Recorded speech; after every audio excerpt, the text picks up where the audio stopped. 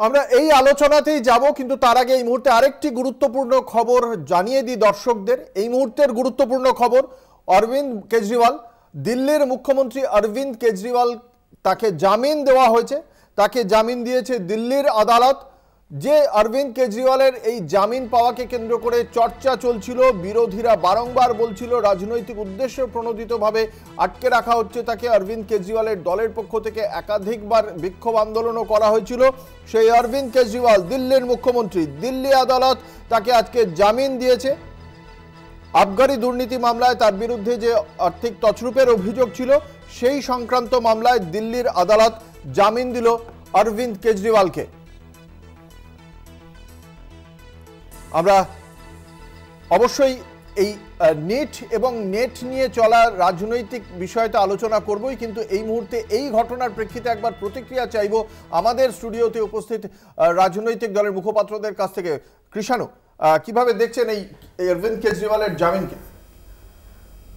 এইগুলো তো আগেই হওয়ার কথা ছিল। তার কারণ হচ্ছে আগেই আমার নেতা অভিষেক বন্দ্যোপাধ্যায়ও বলেছেন, বিভিন্ন বিরোধী দলের নেতারা বলেছেন যে অরবিন্দ কেজরিওয়ালের বিরুদ্ধে যে অভিযোগটা, সেই নিরিখে যেই কোম্পানিটার থেকে টাকা দেওয়া আর অভিযোগ উঠেছে, সেটা একজন শুধু বলেছেন যে তিনি সাক্ষী হয়েছেন যে আমি টাকা দিয়েছি, কিন্তু কোনো প্রমাণ পাওয়া যায়নি।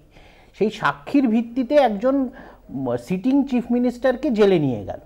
কিন্তু সেই একই কোম্পানি যখন ইলেকটোরাল বন্ডে 100 কোটি টাকার মধ্যে 55 কোটি টাকা বিজেপিকে চাঁদা দিল, তখন বিজেপির রাজ্য সভাপতি, বিজেপির যিনি সভাপতি আছেন এবং বিজেপির বিভিন্ন নেতা ইনক্লুডিং স্বরাষ্ট্রমন্ত্রী এবং প্রধানমন্ত্রী, তাদেরকে শুধুমাত্র জেরা বা প্রশ্ন অবধি করা হলো না।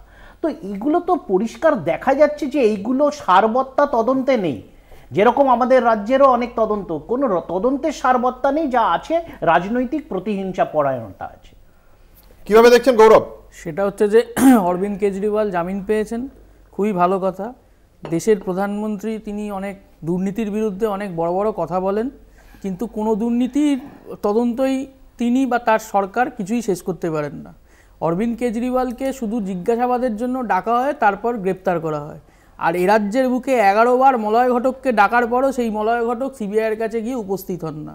আসলে কেন্দ্রের সরকারের যে ভূমিকা হওয়া উচিত ছিল, সেই ভূমিকা কেন্দ্রের সরকার গ্রহণ করছে না। অরবিন্দ কেজরিওয়ালের ক্ষেত্রে এক, আর এখানে পশ্চিমবঙ্গ সরকারের বিরুদ্ধে আর এক। এই হচ্ছে দেশের সরকারের অবস্থা, যার ফলে যা হওয়ার তাই হচ্ছে। এখানে যারা দুর্নীতিগ্রস্ত তারা বুক ফুলিয়ে ঘুরে বেড়াচ্ছেন, আর যারা রয়েছে বিজেপির কাছে। দীপ্যমান বাবু, না শুনুন, আমি একটা জিনিস বলছি। প্রথম কথা, জামিন পেয়ে যাওয়া মানে কেস বা অভিযোগ শেষ হয়ে যাওয়া নয়। এখন এর প্রসিডিং চলতেই থাকবে এবং আশা করব যে তিনি যদি তাতে দোষী সাব্যস্ত হন, নিশ্চিতভাবে শাস্তি পাবেন। এখন অরবিন্দ কেজরিওয়াল বা আমাদের যে মন্ত্রীর কথা হচ্ছে, তাদের প্রেক্ষাপট এক নয়। এই দুটো প্রেক্ষাপট সম্পূর্ণ আলাদা। সেখানে সিবিআই তদন্ত করছে, কোর্টের নির্দেশে তদন্ত করছে। সেই বিষয় নিয়ে আমাদের কিছু অভিমত প্রকাশ না করে ভালো। আমরা আজকে আবারও ফিরে আসবো নেটের বক্তব্যের প্রেক্ষিতে। আমরা যে কথা আমরা